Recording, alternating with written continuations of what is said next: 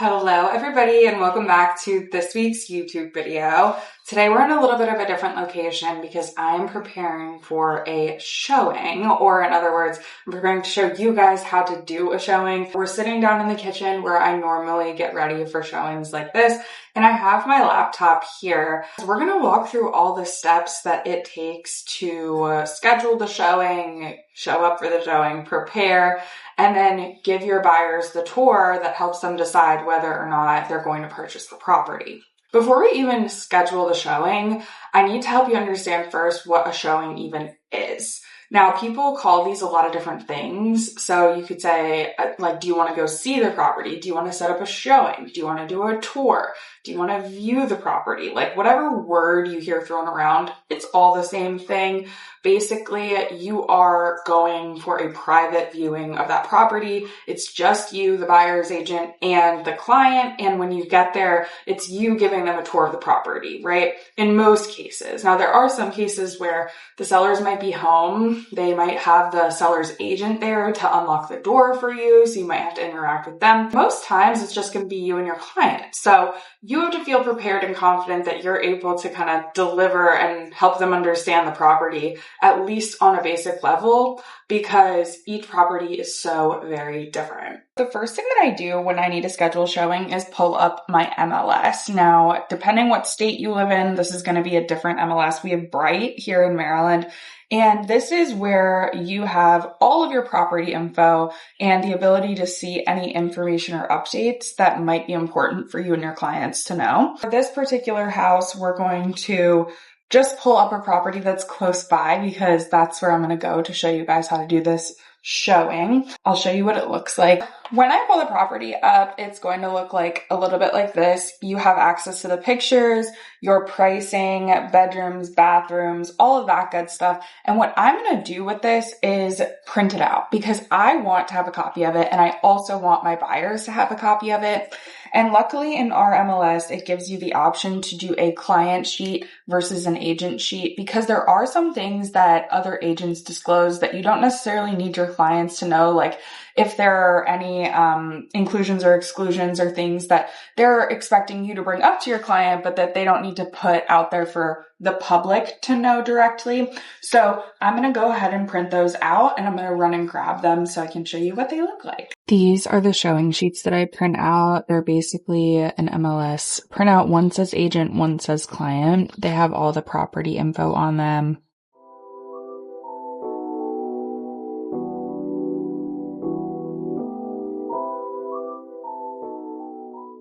So this looks a little bit different than the one that I showed you guys before, and that's because I have now made notes on this and annotated it so that I know that actually this house was listed over a year ago and there's been an $81,000 price decrease. So this property is definitely one that is sat for a reason. We're not too sure why. It might just be because it's in the city and the cost is high. We never really are sure till we get there, but this property was also rehabbed completely in 2020. So that's something I highlighted to point out. And the fact that it has 5 bathrooms, 4.5, I guess, but 5 total. We're going to go see this in person. Sometimes I think that this part is important because it might highlight the fact that the property is active under contract, like overnight it has changed statuses, or sometimes I've even had clients send me properties that don't exist in the MLS. And that's how we find out that they're scams or not real listings and things like that. So while this is just something that's a preparatory part of the process, it really helps make sure that you're seeing the right properties at the right times and knowing what you need to know about each house. So now that you know everything about the property, you need to go schedule a showing. So what you're going to do is in the same area of your MLS, you're going to scroll down to where it says schedule a showing. And believe it or not, it's relatively easy. The way that they have it set up is so that you can go in and request a showing through an automated system. Most of the times they auto confirm. Other times they're sent directly to the listing agent or the seller for them to confirm. And then we submit the time and the date that we want to go. And they'll already have pre-selected times that you're not able to see the property. And then as people schedule, those times are blocked off. So it's not too much of a challenge usually to find the time that we want. And other times they offer overlapping showings. So you can have multiple people there at one time. It really doesn't become an issue unless there are like people at the property every 5 minutes and they're doing private showings, because then if people are delayed, it like sets everybody back. That's the only thing I've experienced as a challenge for scheduling. As you can see, I have already confirmed a few showings this week. So it even shows me my other showings that I have for next week for other buyers, but we went ahead and confirmed these 2 showings for today just so that we had 2 back-to-back bookings for the time slot so we can record this video there, but we would go ahead and click it if not, and it would ask, and then we would click confirm. Also, a lot of times people ask like what to bring to showings, and you really don't need much besides, I say, bring a showing sheet so that your clients feel like they're prepared or like they have more information. It's also great for them to be able to like take notes on that piece of paper that you're giving them. I do one for every house we're seeing, so they'll have like an ample space to write whatever they want to write on those pieces of paper. You can bring business cards. I used to do folders. However, it was a lot of folders and like I don't think people were using them. So I just stopped doing the folders and just bring the sheets. But you can really customize the process to be whatever you want it to be and whatever kind of marketing stuff you want to throw in there. You could do pens, you could do cards, you could bring stress balls. Who cares? You know, it's up to you, but you don't need to bring anything other than that. And I would say also just make sure you're maintaining your safety, because as we know, we're going to houses that are usually vacant to meet strangers most of the time, people that we don't know, sometimes from the internet, and we don't want to get ourselves in any sticky situations. So definitely go prepared. First things first, we unlocked the door with the central lock box, which you can access through the app. It's going to be different depending on where you live, but we unlock it. And when we come in, we always knock and say, realtor, because we want to make ourselves known. That's my boyfriend over there. Dan, say hi. In case there is an intruder or like a squatter. I've literally had that happen before. So you just want to be safe as possible for you and your clients, but they would ideally be here. You would give them their showing sheet. You sort of tour them around the property. This again is like dependent on your style and how you like to do things.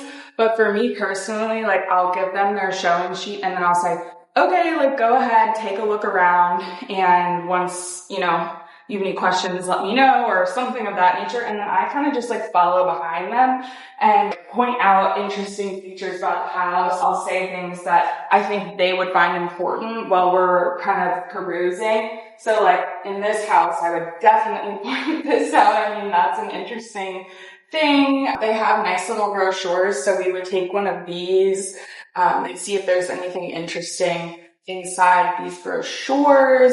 It's got a nice rooftop deck, which we'll show you guys upstairs too. But this house is really modernized. I like to talk about the different styles that you can find or the upgraded appliances, because this is at the end of the day a house that was built in 1900, but like you'd never know that from being in here. So we want to talk about all those good things. And then as you make your way through the house, something you might find, which I did, like the security system was on when I was getting here and I had to disarm it when I got here. So just make sure you're prepared for that, because I did almost forget and had to like go check the code. So just keep those things in mind too. Interesting. If you have an opportunity to get to the property before your client, it's ideal to walk around and turn on the lights in the property, open up any closet doors like we did here, you know, just kind of make sure everything is ready and presentable, because then when you're walking through with them, you don't have to rush to turn on the lights and like make sure it looks good, because they want to be able to see all of the nooks and crannies and things about the property. There's also been times where we realized that certain things don't work because we're turning them on while we're at the showings, and that's better to do at the showing than at the closing table. Let me tell you, I've had people find leaks and things before the inspection because of lights being turned on. So important things. I was just walking in here and I liked that the big windows were like bringing in a lot of light. So I did just like say that out loud, and that's something I would do for most showings, is just point out natural things that I think are cool about the property. I always point out exposed brick because I think it's a unique characteristic, especially in these old Baltimore row homes. This house in particular is across the street from Rope Walk, which is a really popular bar down here. So we would talk about that fact too and point out anything that kind of stood out in particular. I love this little kitchenette with the fridge. This would be such a cute little space for entertaining because it leads to the deck outside. Ooh, this is cool. Wow. You can also help your clients create a vision kind of by just talking about what you see in the property. Like, think about drinking your coffee up here on the mornings that you wake up before work, or, like you can literally see the M&T Bank Stadium and Camden Yards from up here, which,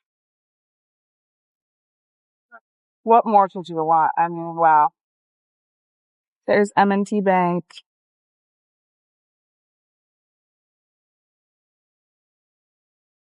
At the end of the day, that's really the showing process. They're going to ask you about the age of things. That's the most common question I get. Like, how old's the roof? How old are the appliances? When was the HVAC replaced? Etc. So if you want to have that information beforehand, you can. I usually wait till they ask, and then I ask the listing agent all at one time what their questions are so that we can just kind of get it all with one stone.